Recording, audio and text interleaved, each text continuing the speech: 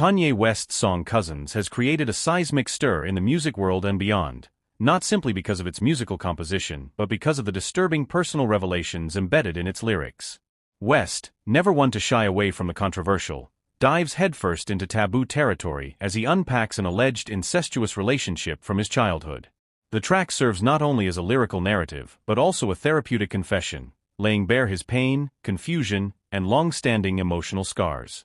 It's a risky creative choice, one that pushes the boundaries of art, trauma, and public vulnerability. In Cousins, Kanye recounts the beginnings of an inappropriate and formative sexual relationship with a cousin, starting when he was just 6 years old and continuing into his early teens.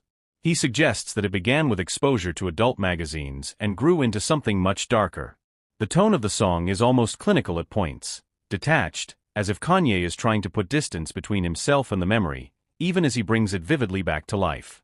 There's no attempt to romanticize or obscure the trauma. He names it, confronts it, and lets the raw emotion simmer in every bar.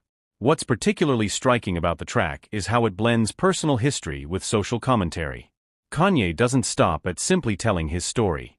He spirals outward, questioning how early exposure to sexuality, especially in the context of Black families and generational trauma, can distort perceptions of intimacy and love. He questions whether cycles of abuse are passed down, whether silence in families can be more dangerous than the events being silenced. The weight of the past is palpable in his words, as he examines how his own behaviors, fears, and relationships have been shaped by this buried wound. Kanye also makes a bold and controversial claim, that the cousin involved is now serving a life sentence for murder. The juxtaposition is jarring. It forces listeners to contemplate the potential downstream effects of childhood trauma and untreated psychological damage. Kanye doesn't draw a straight line between the abuse and the crime, but he implies that unresolved pain and psychological scars can echo throughout life in destructive ways. In doing so, he blurs the lines between victim and perpetrator, right and wrong, innocence and guilt. The production on Cousins mirrors the heaviness of the subject matter. The instrumental is sparse, dominated by a moody piano loop and minimal percussion. It sounds like a confessional booth set to music. Kanye's voice isn't his usual confident, boastful tone. It's subdued, almost hushed, like someone sharing secrets they never thought would be voiced aloud. The restraint in the music makes room for the words to breathe, and it's in that space that the full impact of the lyrics hits. Reactions to the song have been deeply divided. Some listeners praise Kanye for his vulnerability and courage. They see Cousins as an act of personal exorcism, a necessary step in healing both for himself and others who may have endured similar experiences in silence.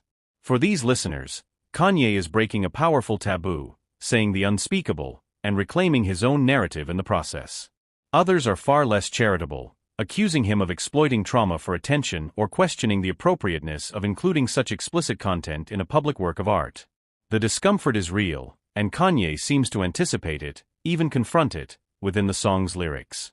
He's not asking for sympathy, he's simply telling the truth as he sees it. Cousins also adds a new layer to the long-evolving public persona of Kanye West. For years, he has been one of the most polarizing figures in music, known as much for his genius as for his instability. With this song, he walks an even finer line between the artistic and the personal. Is it a cry for help? A form of therapy? A confrontation with his past? Perhaps it's all of those things at once. What's clear is that Kanye isn't trying to clean up his image or make his story more palatable. He's laying it all out there, unfiltered. There's a philosophical undercurrent to the song that challenges the very idea of what can and should be shared through music. Can deeply personal trauma be transformed into art without trivializing it? Does sharing one's darkest moments give power back to the victim, or risk re-traumatizing them and others? Kanye doesn't provide answers, but he raises questions worth considering, and that might be the point. The track isn't comfortable to listen to, but it's not supposed to be. It's disruptive, challenging, and deliberately provocative. Beyond the personal revelations, Cousins might also be seen as Kanye's broader commentary on the culture of silence that pervades many families and communities. By shining a light on his own experience, he forces a conversation that many avoid. He highlights how abuse, particularly when it happens within families, often gets buried or ignored. The silence becomes another kind of violence, one that lingers for years and mutates into different forms of pain. Ultimately, Cousins is not just a song, it's a document of psychological excavation. Kanye is not positioning himself as a victim to be pitied, nor as a hero for speaking out. Instead, he presents himself as someone caught in the messy, unresolved space between trauma and healing. It's a brave piece of work, not because it's polished or universally applauded, but because it risks so much. It risks backlash, misinterpretation, and even further isolation. And still, Kanye released it, almost daring the world to confront him as he confronts himself. This song, disturbing and intense as it is, will likely be remembered as one of Kanye's most honest pieces. Not because it's pleasant, or even musically groundbreaking, but because it cuts deeper than most artists are willing to go.